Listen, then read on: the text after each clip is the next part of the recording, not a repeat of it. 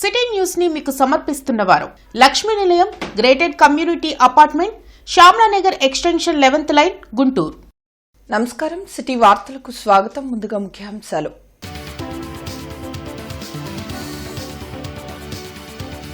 ప్రజా రాజధాని అమరావతి చట్టబద్ధత తీర్మానంకు అసెంబ్లీ ఏకగ్రీవ ఆమోదం.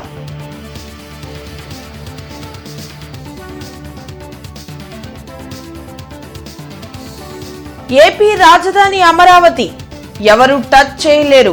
వైసీపీ బుద్ధి ఇంకా మారలేదని సీఎం చంద్రబాబు ధ్వజం.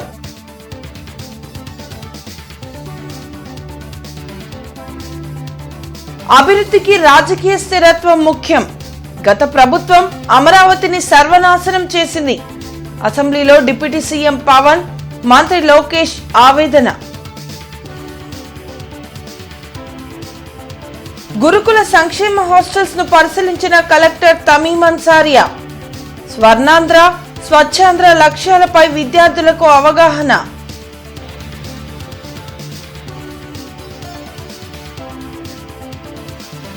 రాజధాని అమరావతిలో పైపుల దగ్ధం కేసును ఛేదించిన పోలీసులు. సెక్యూరిటీ గార్డ్ నిందితుడని ఎస్పీ వెల్లడి.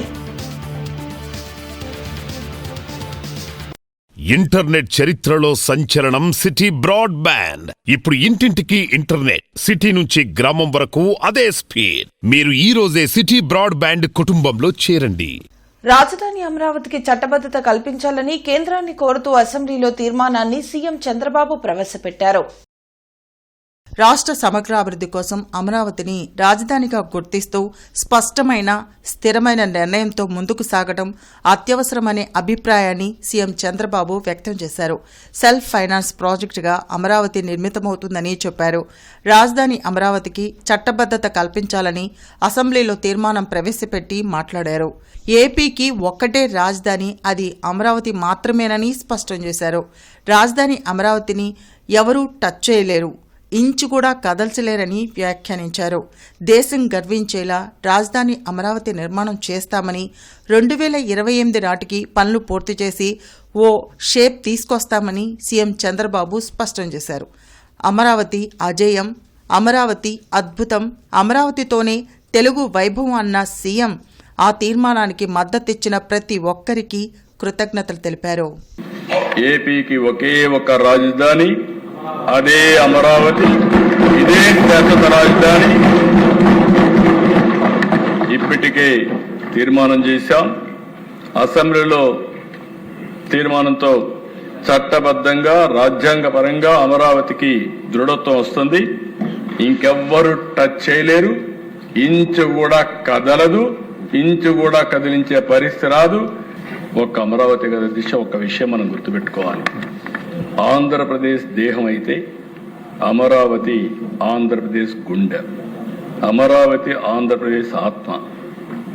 ఇంకొక పక్క నాది అమరావతి అని ప్రతి ఒక్కరూ సగర్వంగా చెప్పుకునే విధంగా అమరావతిని తయారు చేసే బాధ్యత మనందరిది.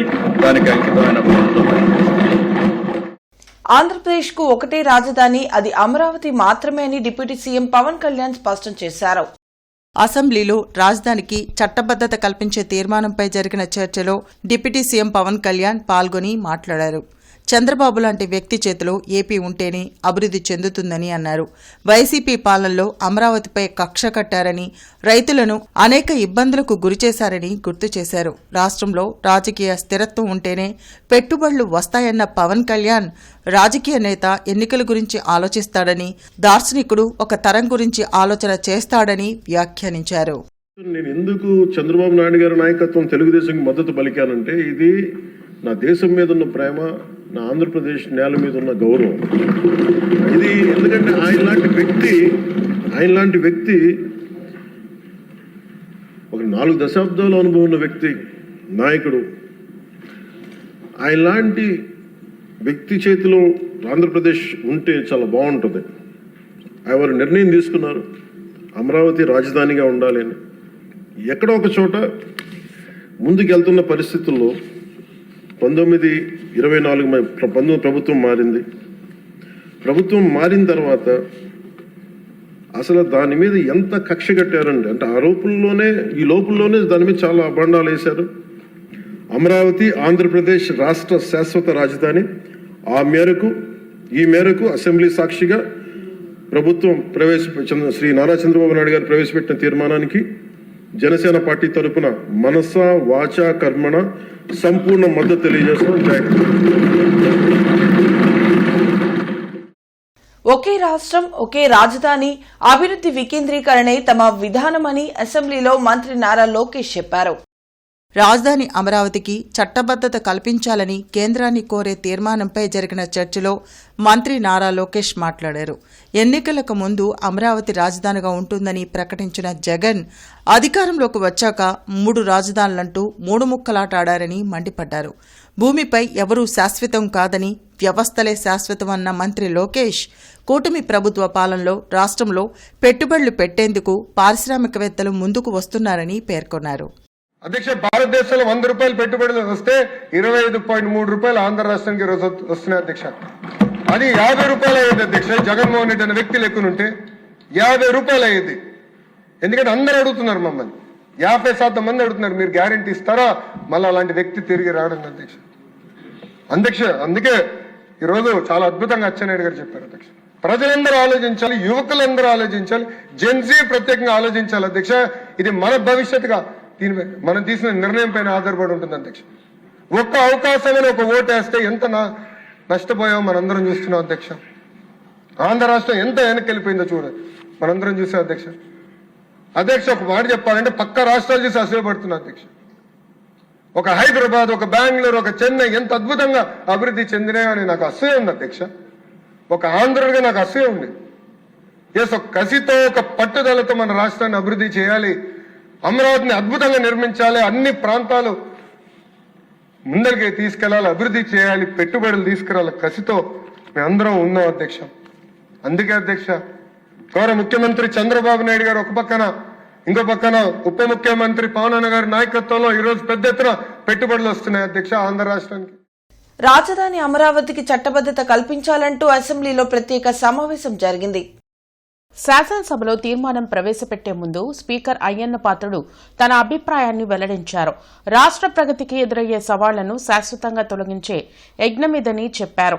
గత ప్రభుత్వం రాష్ట్ర విధ్వంసానికి కంకణం కట్టుకోవడం దురదృష్టకరమని వ్యాఖ్యానించారు. కనీసం ఈ రోజైనా ఆ 11 మంది వస్తారని భావించానని, తీర్మానంను బలపరిచి చేసిన తప్పులపై పశ్చాత్తాపం చెందుతారని ఆశించినా ఫలితం శూన్యమని అన్నారు. ముక్త కంఠంతో తెలుగు ప్రజలందరికీ రాష్ట్ర అభివృద్ధి పట్ల మనకున్న చిత్తశుద్ధిని, అంకిత భావాన్ని చాటి చెప్పే అవకాశం ఇది. తెలుగు జాతి ప్రగతిని ఎవరు అడ్డుకోలేరు అని ఘంటాపథంగా ప్రకటించారు. కనీసం ఈ రోజైనా ఆ 11 మంది వస్తారని ఆశించాను. ఈ తీర్మానం బలపరిచి తమ తప్పులను పశ్చాత్తాపడతారనుకున్నాను. కానీ చేసిన తప్పులను సభాముఖంగా ఒప్పుకునే ధైర్యం కానీ నిజాయితీ కానీ వారికి లేవని నాకు అర్థమైపోయింది. రైతన్నల ఉసురు తగిలిన తర్వాత కూడా గుణపాఠం నేర్చుకునే ఉద్దేశం వారికి లేదనిపిస్తుంది. ఇది వారికి విజ్ఞతగా వదిలేద్దాం. సభ్యులంతా ఈనాటి సమావేశానికి ప్రాముఖ్యతను అర్థం చేసుకొని అర్థవంతంగా, నిర్మాణాత్మకంగా చర్చల్లో పాల్గొని ఈ అవకాశాన్ని సద్వినియోగం చేసుకుంటారని చెప్పి నేను ఆశిస్తున్నాను. రాజధాని అమరావతిలో జరిగిన అగ్ని ప్రమాదానికి ఆ సంస్థలో పనిచేసే సెక్యూరిటీ గార్డ్ రామునే కారకుడని ఎస్పీ వకుల్ జిందాల్ వెల్లడించారు. రాజధాని అమరావతిలో పైపుల దగ్ధం కేసు విచారణకు ప్రభుత్వం సిట్ని ఏర్పాటు చేసింది.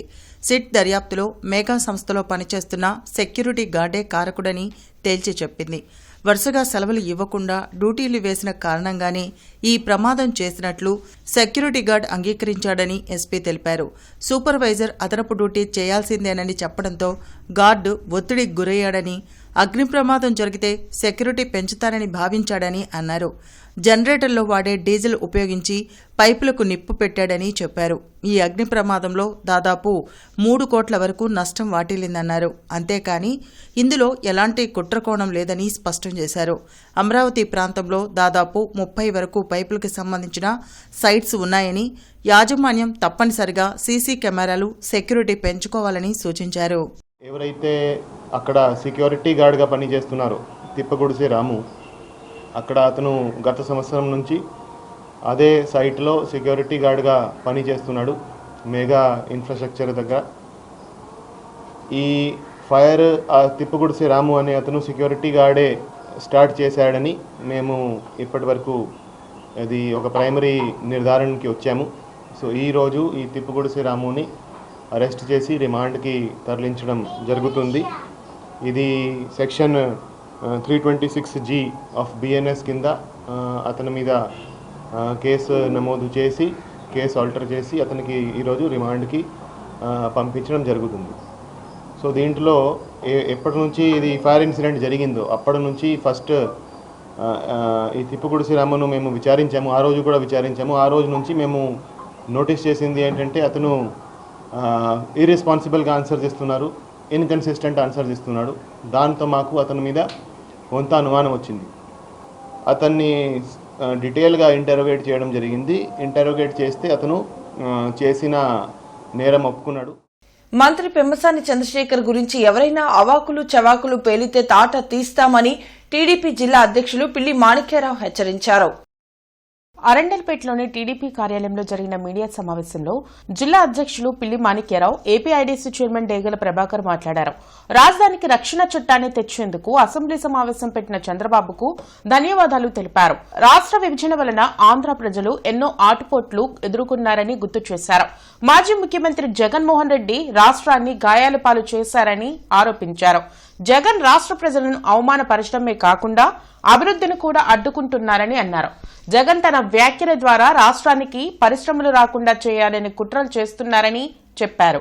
జగన్ ని ఒక్క మాటతో చంపేస్తాము, కానీ అది మా సంస్కారం కాదన్న పెమ్మసాని వ్యాఖ్యలను వైసీపీ నాయకులు వక్రీకరించి మాట్లాడుతున్నారని మండిపడ్డారు. ఈ కార్యక్రమంలో చిట్టాబత్తిని చిట్టిబాబు తదితరులు పాల్గొన్నారు.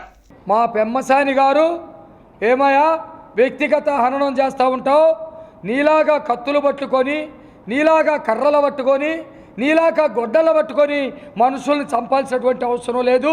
నీ భాష వ్యక్తిగతంగా చంద్రబాబు నాయుడు గారిని, చంద్రబాబు నాయుడు గారి కుటుంబ సభ్యుల్ని ప్రతి క్షణం హననం, హననం అంటే చంపటం, చంపాలని ప్రయత్నం చేస్తూ ఉంది. నేను గనుక పౌరుషంగా ఒక పదం గనుక వాడితే నువ్వు మాటకేసేస్తావు అని చెప్పేసి పెమ్మసాని గారు మాట్లాడితే ఆయనకి కూడా కోపం వచ్చే విధంగా మీరు మాట్లాడినటువంటి మాటని పక్కకు వదిలేసి చంపేస్తానన్నాడు, చంపుతారా అంటే, అయ్యా పెమ్మసాని గారు రక్తం ఇచ్చి ప్రాణం ఇచ్చినటువంటి తండ్రిని విమానాలెక్కించి చంపించేటువంటి క్రూరుడు కాదు.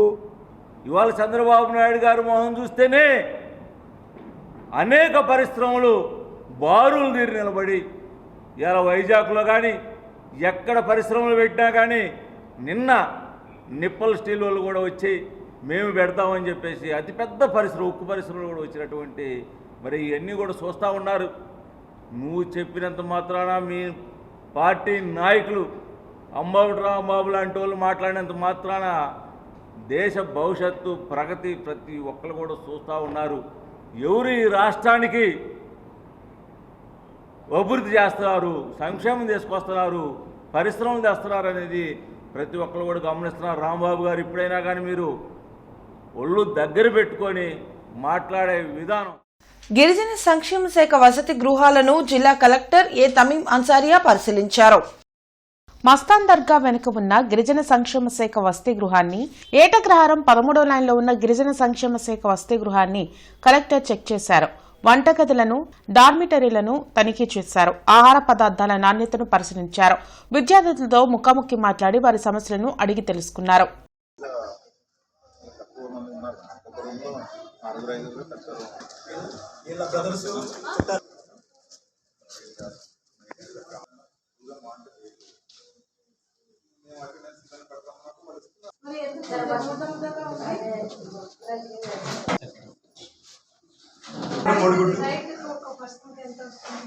₹52 వస్తుంది డైలీ మంత్లీ 600 వస్తుంది.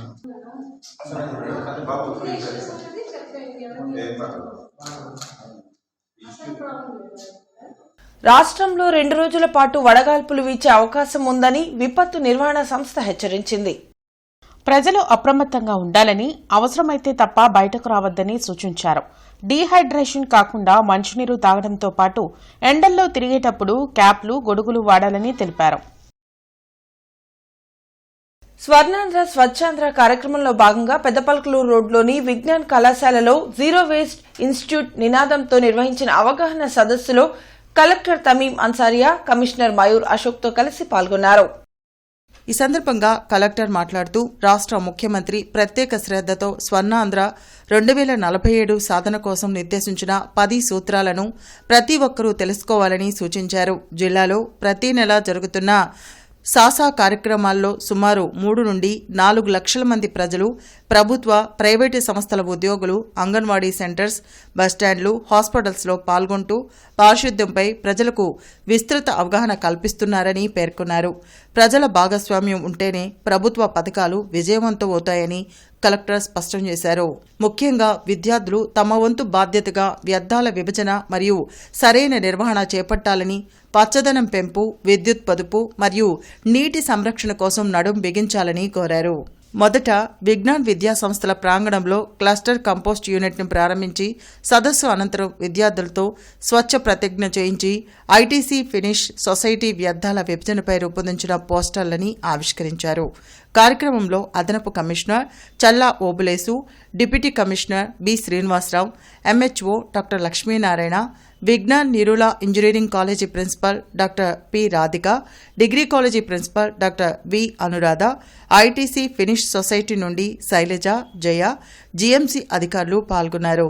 స్వర్ణాంధ్ర 2047 ఇది కూడా మన గౌరవ ముఖ్యమంత్రి వర్యులు ఒక విషన్ 2047 ఏదైతే విషన్ 2020 అని పెట్టారో అదేవిధంగా ఇప్పుడు స్వర్ణాంధ్ర 2047 అని పెట్టి దానికి ఒక 10 సూత్రాలు ఇచ్చారు.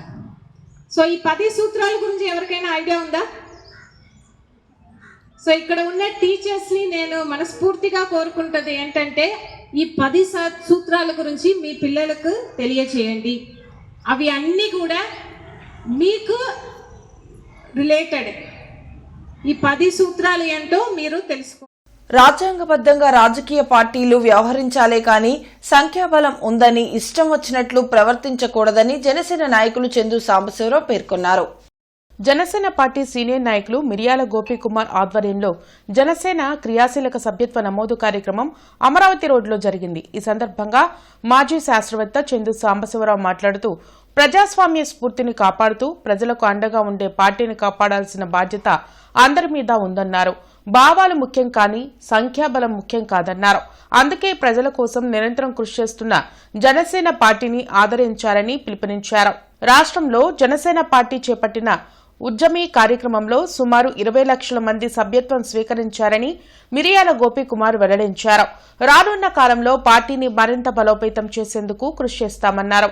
ఈ కార్యక్రమంలో జాస్తు వీరాంజనేయులు, బత్తుల నాగేశ్వరరావు, మిరియాల ప్రసాదరావు, టేగల వెంకటేశ్వరరావు, మండ్లమూడి గాంధీ, రాధానాయుడు తదితరులు పాల్గొన్నారు. Size does not matter. అనేక సందర్భాల్లో చూసాం, మనం గతంలో చూసాము, ఇప్పుడు చూస్తున్నాం, ఫ్యూచర్లో కూడా చూస్తాం. మీ భావాలు ఇంపార్టెంటే కానీ మీరు 10 మంది 100 మంది అనేది నిజంగా కౌంట్ కాదు. ఆ 100 మంది అనుకున్న వాళ్ళకు కూడా 5-10 మంది నిజంగా సహాయపడగలరు. కాబట్టి పవన్ కళ్యాణ్ గారు ఒక క్యాటలిస్ట్, ఒక పెద్ద వ్యవస్థలో ఆయన క్యాటలిస్ట్. మీకు ఒక పాల కొండ ఉందనుకుంటే దాంట్లో ఆయన తోడు లాంటి వాడు. ఆయన తోడుగా ఉంటేనే పెరుగవుద్ది, మజ్జిగ అవుద్ది, వెన్న అవుద్ది, నెయ్యి అవుద్ది, అన్నీ అవుద్ది.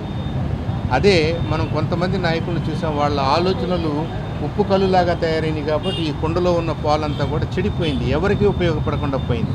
కాబట్టి అలాంటి నాయకత్వం మనకు అవసరం లేదు.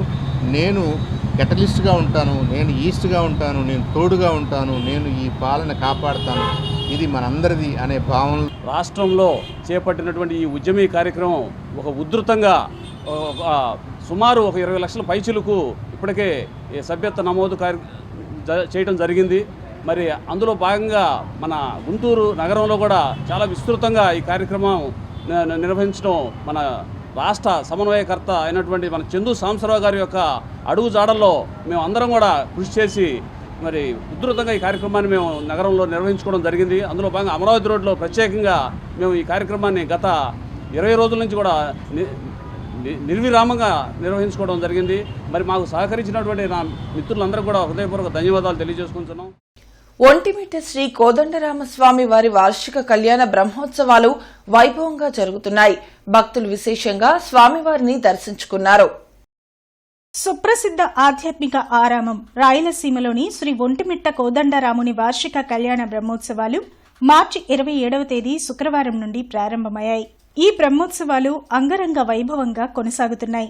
ఈ సందర్భంగా శుక్రవారం శ్రీ కోదండరామ శ్రీ సీతా లక్ష్మణ సమేతుడై సకల పరివారం వెంటరాగా శేషవాహనంపై కొలువుతీరి ఒంటిమిట్ట పురవీధులలో ఊరేగింపు నిర్వహించారు. శేషవాహన విశిష్టతపై శ్రీ తిరుమల తిరుపతి దేవస్థానాలు హిందూ ధర్మ ప్రచార పరిషత్ ఉన్నతాధికారుల ఆహ్వానం మేరకు బ్రహ్మశ్రీ గౌరీశంకర్ గురూజీ సందర్భోచితంగా వ్యాఖ్యానం చేశారు. శ్రీరామ నవమి వేడుకల గురించి, వాహన సేవల గురించి, వాటి వైభవాన్ని గురించి తెలియజేశారు. 2019వ సంవత్సరంలో ఒంటిమిట్ట క్షేత్రంలో తిరుమల తిరుపతి దేవస్థానాలు హిందూ ధర్మ ప్రచార పరిషత్ రాష్ట్ర ప్రభుత్వం సంయుక్తంగా ఒంటిమిట్ట కోదండరామయ్య కళ్యాణ బ్రహ్మోత్సవాలు అధికారపూర్వకంగా నిర్వహిస్తున్నారు. ప్రతి సంవత్సరం గౌరీశంకర్ గురూజీ వ్యాఖ్యాతగా ఆహ్వానించబడడం విశేషం. ఈ బ్రహ్మోత్సవాలలో భక్తులు వేలాదిగా పాల్గొని స్వామి అమ్మవార్లను దర్శించుకున్నారు. శ్రీవారి కళ్యాణ వార్షిక బ్రహ్మోత్సవాలు రెండవ నాటికి చేరుకున్నాయి.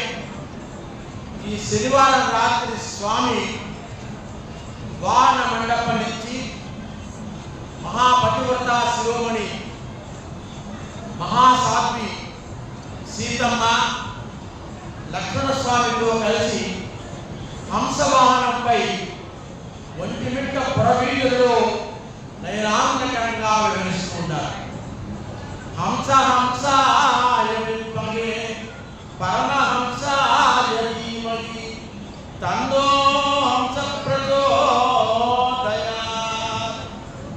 హంస నీవు అయినప్పుడు సేవిస్తే, ఆరాధిస్తే, ఆయన పాదాలను స్పృశిస్తే, ఆయన నామాన్ని పెట్టుకుని అలా వెళితే నువ్వు కూడా పరమహంస తత్వాన్ని జీర్ణించుకున్నటువంటి సాక్షాత్ పరమాత్మ సేవలో పునీతవుతామని చెప్పి మనకి వాహన సేవ ద్వారా కోదండరాముడు మనకి తెలియజేశారు. జీజీహెచ్లో చికిత్స పొందుతూ పోలీసుల కన్నుగప్పి రిమాండ్ ఖైదీ పరారైన ఘటన గుంటూరులో జరిగింది. తెనాలి 1 టౌన్ పిఎస్ పరిధిలో అరెస్టు కాబడిన అజిత్ కుమార్ ను రేపల్లె సబ్ జైలుకి తరలించారు. అయితే అనారోగ్య కారణాల వలన పోలీస్ అజిత్ కుమార్ ను 3 రోజుల క్రితం జీజీహెచ్ కి తరలించి చికిత్స చేయిస్తున్నారు. ఆ క్రమంలోనే శనివారం జీజీహెచ్లో చికిత్స పొందుతూ నిందితుడు పోలీసులు కళ్లు కప్పి పరారైపోయాడు. సీసీ ఫుటేజ్ ను పరిశీలించిన పోలీసులు నిందితుని కోసం గాలింపు చర్యలు చేపట్టారు. అయితే గతంలో కూడా అజిత్ కుమార్ ఒంగోలులో పోలీసులు కళ్లు కప్పి పరారయ్యారు. అలాంటి నిందితుని విషయంలో పోలీసులు నిర్లక్ష్యం వహించడం స్థానికులను విస్మయపరిచింది. కూటమి ప్రభుత్వంలో ప్రజలు ఆనందమయమైన జీవితాన్ని, ఆరోగ్యమైన జీవనాన్ని గడుపుతున్నారని జిల్లా జనసేన అధికార ప్రతినిధి ఆళ్లహరి అన్నారు. పీడకల లాంటి గత 5 ఏళ్లు వైసీపీ పాలన నుంచి విముక్తి పొంది చంద్రబాబు, పవన్ కళ్యాణ్ల సుపరిపాలనలో రాష్ట్రం ప్రశాంత నిలయంగా మారిందని ఆనందం వ్యక్తం చేశారు. కేంద్ర రాష్ట్ర ప్రభుత్వాలు ప్రతిష్టాత్మకంగా చేపట్టిన స్వచ్ఛాంధ్ర స్వర్ణాంధ్ర కార్యక్రమంలో భాగంగా 22వ డివిజన్ పరిధిలోని శ్రీనివాసరావు తోటలో జీరో పావర్టీ ఆంధ్రప్రదేశ్ కార్యక్రమాన్ని నిర్వహించారు. ముందుగా స్థానిక ప్రజలు, విద్యార్థులు, సచివాలయ సిబ్బందితో అవగాహన ర్యాలీ నిర్వహించారు. పరిసరాల పరిశుభ్రత మన బాధ్యత, మన లక్ష్యం, ఆరోగ్యాంధ్రప్రదేశ్ అంటూ నినాదాలు చేశారు.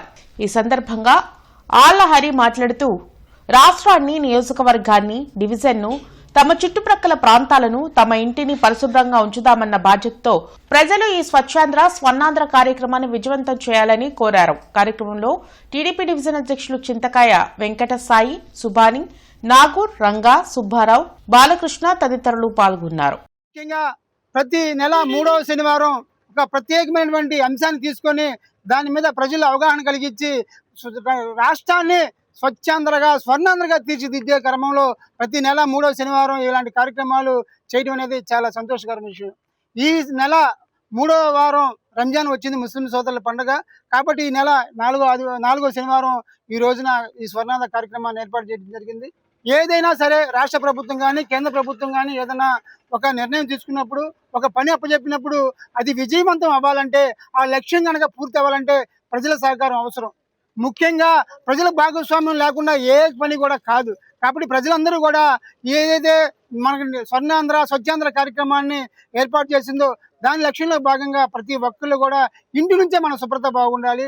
ఇంటిలో చెత్తని చాలా జాగ్రత్తగా 4 విభాగాలుగా చేసుకొని బడిగిడు కలిగిన పిల్లలందరినీ బడిలో చేర్పించాలనే నినాదంతో తుళ్లూరు మండలం రాయపూడి గ్రామంలో మెయిన్ ప్రాథమిక పాఠశాలలో జిల్లా విద్యాశాఖాధికారి డాక్టర్ షేక్ సలీం బాషా బడిబాట కార్యక్రమంకు శ్రీకారం చుట్టారు. జిల్లాలోని అన్ని మండలాల్లో బడిబాట కార్యక్రమాన్ని మండల విద్యాశాఖ అధికారులు అందరూ సమిష్టిగా కృషి చేసి విద్యార్థుల నమోదులో గుంటూరు జిల్లా ఆంధ్రప్రదేశ్లో ముందుండే విధంగా కృషి చేయాలని ఆయన అన్నారు.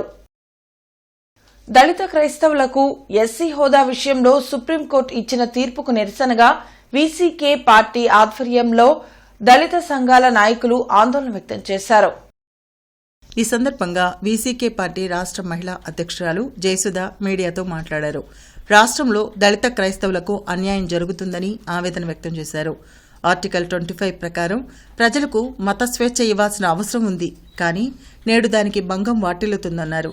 వెంటనే దళిత క్రైస్తవులకు ఎస్సీ హోదా కల్పించాలని డిమాండ్ చేశారు. ఈ కార్యక్రమంలో వాసు, సలీమా, మద్దు ప్రేమజ్యోతిబాబు, మంగాదేవి, కోరపాటి కృష్ణ, ఉగ్గం సాంబశివరావు తదితరులు పాల్గొన్నారు. ప్రాథమిక హక్కులకు భంగం కలగకుండా ప్రతి పౌరుడికి మత స్వేచ్ఛ ఉండాలి అనేది ఆర్టికల్ 15లో ఆర్టికల్ 25లో చెప్పిన విధంగా ఈరోజు మరి తీర్పు దానికి వ్యతిరేకంగా రావటం మేము అందరం దీన్ని నిరసిస్తున్నాం, తీవ్రంగా ఖండిస్తున్నాం. ప్రతి ఒక్క క్రైస్తవులుగా ఉన్నవారు ఆల్రెడీ ఎస్సీలుగా ఉంటూ కొంతమంది క్రైస్తవులుగా చర్చిలకు వెళ్తున్నవారు దీని విషయంలో అందరూ చాలా బాధపడటం జరుగుతుంది. దాదాపు 85% అగ్రకులాల వాళ్లే ఉన్నందున వారికి ఈ యొక్క ఎస్సీల యొక్క బాధలు వారికి తెలియదు గనక ఆ తీర్పు ఆ విధంగా ఇవ్వటం జరిగిందని మేము అనుకుంటున్నాం. ఇంటర్నెట్ చరిత్రలో సంచలనం సిటీ బ్రాడ్బ్యాండ్. ఇప్పుడు ఇంటింటికి ఇంటర్నెట్, సిటీ నుంచి గ్రామం వరకు అదే స్పీడ్. మీరు ఈ రోజే సిటీ బ్రాడ్బ్యాండ్ కుటుంబంలో చేరండి. కొత్తపేటలోని నారాయణ స్కూల్లోని విద్యార్థులకు గ్రాడ్యుయేషన్ డే ఘనంగా నిర్వహించారు. ఈ సందర్భంగా పాఠశాల నిర్వాహక బృందం సర్టిఫికెట్లు అందించి అభినందనలు తెలియజేశారు. అనంతరం ఏజీఎం విజయబాబు మాట్లాడుతూ భవిష్యత్తుకు కావాల్సిన క్రమశిక్షణను చిన్నప్పటి నుంచి అలవాటు చేయడం వలన ఉన్నత స్థాయిలో ఉంటారని అన్నారు.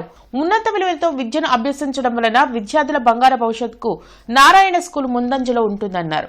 స్కూల్ అధ్యాపక బృందం ఒక్క చదువే కాకుండా ఆటపాటలతో పాటు ప్రతి విద్యార్థిపై ప్రత్యేక శ్రద్ధ వహిస్తూ ఉంటారని అన్నారు. నారాయణ స్కూల్ ఇంటిగ్రేటెడ్ సిలబస్ లో ప్రతి విద్యార్థికి శిక్షణ ఇస్తూ విద్యార్థుల భవిష్యత్తుకి బంగారు బాటలు వేయడమే నారాయణ స్కూల్ ముఖ్య లక్ష్యంగా ముందుకు సాగుతుందని అన్నారు. ఈ కార్యక్రమంలో ఈ charms R&D head Vani, E kids R&D head Maria Patrick, E champs coordinator Baby Rani, E kids coordinator SK Shamim, principal SK Subhani, vice principal Pravallika, E kids vice principal Scindia మరియు ఉపాధ్యాయులు, విద్యార్థుల తల్లిదండ్రులు పాల్గొన్నారు.